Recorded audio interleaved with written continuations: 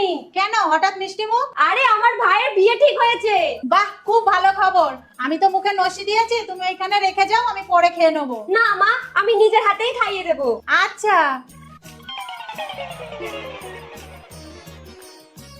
দাও। এ দিদি, দিদি, এই দিদি, এই নে একটু মিষ্টি মুখ করে নে তো। কেন, কিসের জন্য? কেন, আমারটা আপনি খাবেন? না না, বলছিলাম মিষ্টিটা খুব বেশি তো, তাই না খাওয়াই ভালো। আপনাকে যখন দিলাম আপনি তো তখন চেটে চেটে খেলেন। এই তুই নে তো।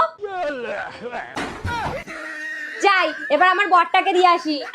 শুনছো, তোমার শালা বিয়ে করছে। এই শালাটার না আর বুদ্ধি হবে না। কি? না মানে এত বুদ্ধি কম না? তোমার ভাই বিয়ে করবে আর আমাকে একবার ফোন করে জানাবে না? এই নাও মিষ্টি মুখ করো। এ কি মিষ্টি কই? কেন, রসটা কি তেতো?